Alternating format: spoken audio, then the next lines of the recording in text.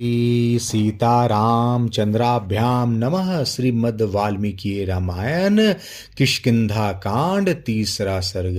हनुमान जी का श्री राम और लक्ष्मण से वन में आने का कारण पूछना और अपना तथा सुग्रीव का परिचय देना। श्री राम का उनके वचनों की प्रशंसा करके लक्ष्मण को अपनी ओर से बात करने की आज्ञा देना तथा लक्ष्मण द्वारा अपनी प्रार्थना स्वीकृत होने से हनुमान जी का प्रसन्न होना। महात्मा सुग्रीव के कथन का तात्पर्य समझकर हनुमान जी ऋषिमुख पर्वत से उस स्थान की ओर उछलते हुए चले जहां वे दोनों रघुवंशी बंधु विराजमान थे।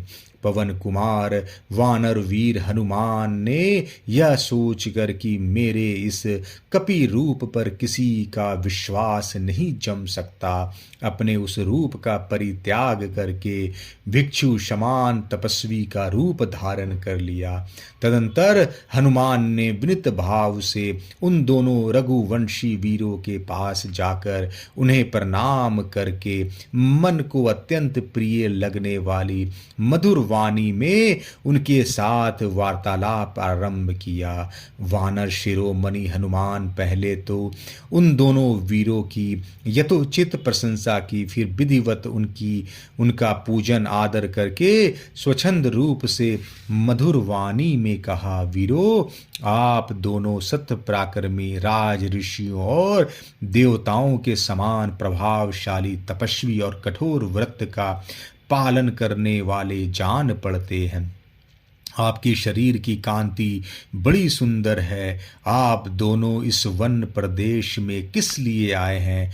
वन में विचरने वाले मृग समूहों तथा अन्य जीवों को भी त्रास देते पंपा सरोवर के तटवर्ती वृक्षों को सब ओर से देखते और इस सुंदर जल वाली नदी सरीखी पंपा को सुशोभित करते हुए आप दोनों वेगशाली वीर कौन हैं? आपके अंगों की कांति स्वर्ण के समान प्रकाशित होती है। आप दोनों बड़े धैर्यशाली दिखाई देते हैं। आप दोनों के अंगों पर चीर वस्त्र शोभा पाता है। आप दोनों लंबी सांस खींच रहे हैं। आपकी भुजाएं विशाल है। आप अपने प्रभाव से इस वन के प्राणियों को पीड़ा दे रहे हैं। बताइए, आपका क्या परिचय है? आप दोनों वीरों की दृष्टि सिंह के समान है। आपके बल और पराक्रम महान है। इंद्रधनुष के समान महान शरासन धारण करके आप शत्रुओं को नष्ट करने की शक्ति रखते हैं। आप कांतिमान तथा रूपवान हैं। आप विशाल काय सांड के समान मंद गति से चलते हैं। आप दोनों की भुजाएं हाथी के सूंड के समान जान पड़ती है। आप मनुष्यों में श्रेष्ठ और परम तेजस्वी हैं। आप दोनों की प्रभा से गिरिराज ऋषिमुख जगमगा रहा है। आप लोग देवताओं के समान पराक्रमी और राज्य भोगने के योग्य हैं। भला इस दुर्गम वन प्रदेश में आपका आगमन कैसे संभव हुआ? आपके नेत्र प्रफुल्ल कमल दल के समान शोभा पाते हैं। आप में वीरता भरी है। आप दोनों अपने मस्तक पर जटा मंडल धारण करते हैं और दोनों ही एक दूसरे के समान हैं। वीरों, क्या आप देवलोक से यहाँ पधारे हैं? आप दोनों को देखकर ऐसा जान पड़ता है मानो चंद्रमा और सूर्य स्वेच्छा से ही इस भूतल पर उतर आए हैं। आपके वक्षस्थल विशाल हैं। मनुष्य होकर भी आपके रूप देवताओं के तुल्य है। आपके कंधे सिंह के समान हैं। आप में महान उत्साह भरा हुआ है। आप दोनों मद सांडों के समान प्रतीत होते हैं। आपकी भुजाएं विशाल सुंदर गोल गोल और परिध के समान सुदृढ़ हैं। ये आज समस्त आभूषणों को धारण करने के योग्य हैं, तो भी आपने इन्हें विभूषित क्यों नहीं किया? मैं तो समझता हूँ कि आप दोनों समुद्रों और वनों से युक्त तथा विंध्य और मेरु आदि पर्वतों से विभूषित इस सारी पृथ्वी की रक्षा करने की योग्य हैं। आपके ये दोनों धनुष विचित्र, चिकने तथा अद्भुत अनुलेपन से चित्रित है। इन्हें स्वर्ण से विभूषित किया गया है, अतः ये इंद्र के वज्र के समान प्रकाशित हो रहे हैं। प्राणों का अंत कर देने वाले सर्पों के समान भयंकर तथा प्रकाशमान तीखे वाणों से भरे हुए आप दोनों के तुनीर बड़े सुंदर दिखाई देते हैं। आपके ये दोनों खड्ग बहुत बड़े और विस्तृत है। इन्हें पक्के सोने से विभूषित किया गया है। ये दोनों केंचुल छोड़कर निकले हुए सर्पों के समान शोभा पाते हैं। वीरो, इस तरह मैं बारंबार आपका परिचय पूछ रहा हूँ, आप लोग मुझे उत्तर क्यों नहीं दे रहे हैं? यहाँ सुग्रीव नाम का एक श्रेष्ठ वानर रहते हैं जो बड़े धर्मात्मा और वीर हैं। उनके भाई वाली ने उन्हें घर से निकाल दिया, इसलिए वे अत्यंत दुखी होकर सारे जगत में मारे मारे फिरते हैं।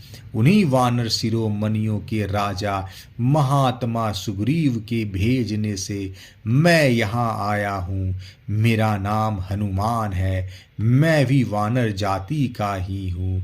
धर्मात्मा सुग्रीव आप दोनों से मित्रता करना चाहते हैं। मुझे आप लोग उन्हीं का मंत्री समझे। मैं वायु देवता का वानर जातीय पुत्र हूँ। मेरी जहाँ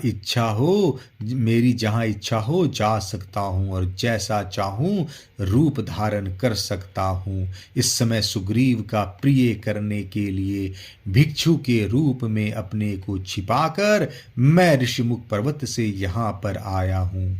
उन दोनों भाई वीरवर श्री राम और लक्ष्मण से ऐसा कहकर बातचीत करने में कुशल तथा बात का मर्म समझने में निपुण हनुमान चुप हो गए, फिर कुछ न बोले।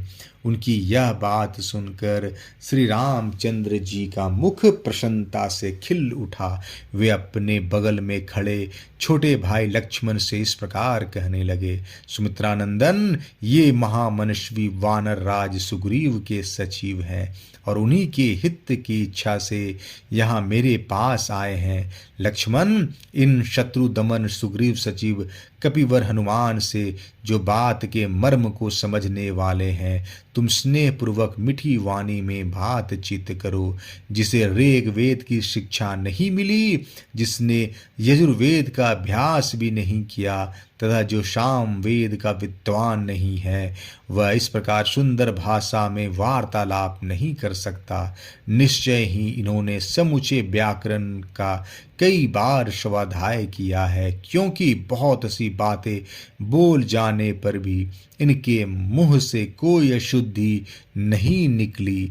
संभाषण के समय इनके मुख, नेत्र, ललाट, भौं तथा अन्य सब अंगों से भी कोई दोष प्रकट नहीं हुआ, ऐसा कहीं ज्ञात नहीं हुआ। इन्होंने थोड़े में ही बड़ी स्पष्टता के साथ अपना अभिप्राय निवेदन किया है, उसे समझने में कोई संदेह नहीं हुआ है। रुक रुक कर अथवा शब्दों या अक्षरों को तोड़ मड़ोड़ कर किसी ऐसे वाक्य का उच्चारण नहीं किया जो सुनने में कर्णपटु हो। इनकी वाणी हृदय में मध्यमा रूप से स्थित है, कंठ से वैखरी रूप में प्रकट होती है। अतः बोलने के समय इनकी आवाज न बहुत धीमी रही और न बहुत ऊंची, मध्यम स्वर में ही इन्होंने सब बातें कही हैं। ये संस्कार और क्रम से संपन्न, अद्भुत, अविलंबित तथा हृदय को आनंद प्रदान करने वाली कल्याणमय वाणी का उच्चारण करते हैं। हृदय, कंठ और मूर्धा इन तीनों स्थानों द्वारा स्पष्ट रूप से अभिव्यक्त होने वाली इनकी इस विचित्र वाणी को सुनकर किसका चित्त प्रसन्न न होगा। वध करने के लिए तलवार उठाए हुए शत्रु का हृदय भी इस अद्भुत वाणी से बदल सकता है। निष्पाप लक्ष्मण, जिस राजा के पास इनके समान दूत है, उसके कार्यों की सिद्धि कैसे हो सकती है। जिसके कार्य साधक दूत ऐसे उत्तम गुणों से युक्त हो, उस राजा के सभी मनोरथ दूतों की बातचीत से ही सिद्ध हो जाते हैं। श्री रामचंद्र जी के ऐसा कहने पर बातचीत की कला जानने वाले सुमित्रा नंदन लक्ष्मण, बात का मर्म समझने वाले पवन कुमार सुग्रीव व सचिव कपिवर हनुमान से इस प्रकार बोले। विद्वन महामना सुग्रीव के गुण हमें ज्ञात हो चुके हैं। हम दोनों भाई वानर राज सुग्रीव की ही खोज में यहाँ आए हैं। साधु शिरोमणि हनुमान जी, आप सुग्रीव के कथनानुसार यहाँ आकर जो मैत्री की बात चला रहे हैं वह हमें स्वीकार है। हम आपके कहने से ऐसा कर सकते हैं। लक्ष्मण के यह स्वीकृत सूचक निपुणता युक्त वचन सुनकर पवन कुमार कपिवर हनुमान जी बड़े प्रसन्न हुए। उन्होंने सुग्रीव की विजय सिद्धि में मन लगाकर उस समय उन दोनों भाइयों के साथ उनकी मित्रता करने की इच्छा की। अरण्य किष्किंधा कांड तीसरा सर्ग समाप्त। जय श्री राम।